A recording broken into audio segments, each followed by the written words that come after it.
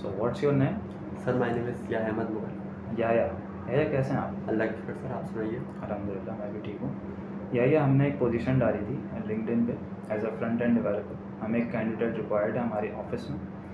सो उसके हवाले से आपने अप्लाई किया था और आपका वो इंटरव्यू चल रहा है। तो सबसे पहले मैं जानना चाहूँगा आपके बारे में कि आपने मतलब कुछ प्रोजेक्ट्स पे काम किया होगा, आपने अपना आपकी जो एजुकेशन है वो क्या है, ठीक है? तो ये सब चीज़ें आप मुझसे शेयर करें। सर वैसे मेरा जो है ना कोई इस फील्ड में एक्सपीरियंस कोई नहीं है। मैं एज अ फ्रेशर अप्लाई कर रहा हूँ इस जॉब के लिए, लेकिन वॉलंटियर एक्सपीरियंस जो है वो मेरा बहुत है। और इसके अलावा जहाँ से मैंने फ्रंट एंड डेवलपिंग सीखी है, जहाँ से इसका डिप्लोमा किया है एफटेक नॉर्थ नाज़िमाबाद से, वहाँ पर असाइनमेंट्स और प्रोजेक्ट्स इस तरह प्रोवाइड किए जाते थे, इस तरह दिए जाते थे कि जैसे एक सॉफ्टवेयर हाउस में कोई प्रोजेक्ट बनाने दिया जा रहा है। एक टीम वर्क के साथ, एक सोलो वर्किंग के साथ सब कुछ जो है वो इसी तरह प्रोवाइड किया जाता था जैसे एक सॉफ्टवेयर हाउस में। तो इस वजह से मेरा वहाँ का एक्सपीरियंस भी बहुत अच्छा गुजरा। इसके अलावा मेरी दूसरी जो एजुकेशन है वो इंटरमीडिएट है जिना गवर्नमेंट कॉलेज से, प्री इंजीनियरिंग की फील्ड। ठीक है। तो कुछ मैं आपसे कुछ क्वेश्चंस करना चाहूँगा इस फील्ड के हवाले से। जैसे कि आपने जावास्क्रिप्ट भी पढ़ी होगी, आपने बूटस्ट्रैप भी पढ़ी होगी, आपने HTML CSS भी पढ़ी होगी, सबकी नो आपको जी सब पे काम किया होगा, ज़ाहिर सी बात है। तो सबसे पहले मैं आपसे जावास्क्रिप्ट से कुछ क्वेश्चंस करूँगा कि अगर मैं आपसे पूछना चाहूँ कि local storage and session storage में क्या फ़र्क है, तो आप उसको डिफाइन करें। जी सर, लोकल स्टोरेज जो है वो आप लोकल स्टोरेज में अगर कोई चीज़ सेव कराएंगे तो वो जो है वो लोकली आपके उस डिवाइस के अंदर सेव होगी जो जिस पे आप उस वक्त अपनी साइट यूज़ कर रहे हैं।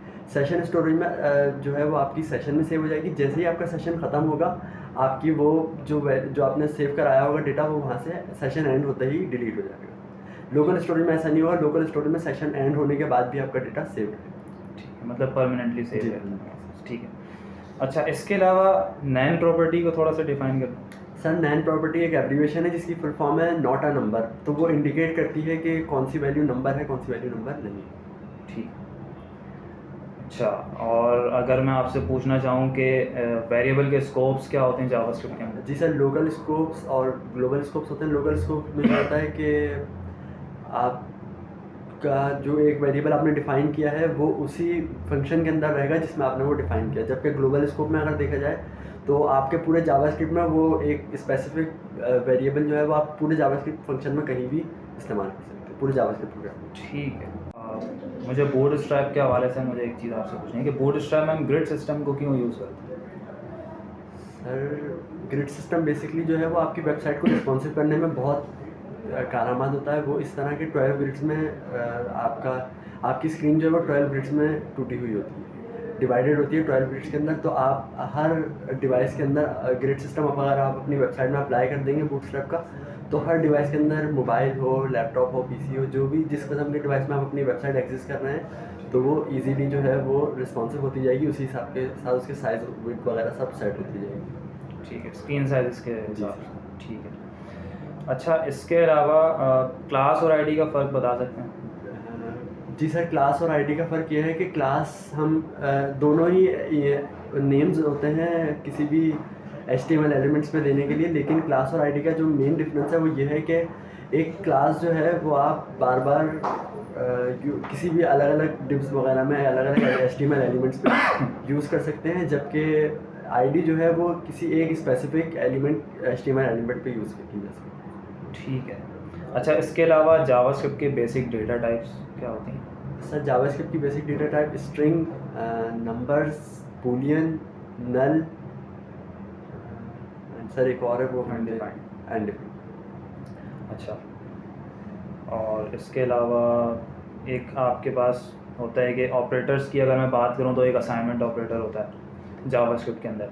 लेकिन जब मैं उसको असाइनमेंट ऑपरेटर के अंदर अगर मैं डबल इक्वल्स टू और ट्रिपल इक्वल्स टू में डिफरेंस अगर आपसे पूछना चाहूँ तो आप किस तरीके से डिफर करेंगे उसको? सर वैसे तो दोनों जो है वो दो वैल्यूज़ को कंपेयर करने के काम आते हैं, दो वैल्यूज़ को। लेकिन जो इक्वल्स होता है वो खाली देखता है कि एक वैल्यू दूसरी वैल्यू के इक्वल है या नहीं। जबकि जो ट्रिपल इक्वल टू होते हैं ना, उसको स्ट्रिक्टली इक्वल टू कहते हैं। उसमें ये होता है कि आपकी डेटा टाइप भी देखी जाती है कि दोनों की डेटा टाइप सेम है या नहीं। तो खाली वैल्यूज़ नहीं देखा जा रही, डेटा टाइप की जाती है। ठीक है। अच्छा याया, ये था आपका शॉर्ट इंटरव्यू जो कि फ़र्स्ट इंटरव्यू था, और आपकी सीवी भी हमारे पास है। तो जैसे ही आप शॉर्ट लिस्ट हो जाते हैं तो फिर हम आपको कॉल बैक कर लेंगे, ठीक है? तब तक के लिए अपना ख्याल रखिएगा।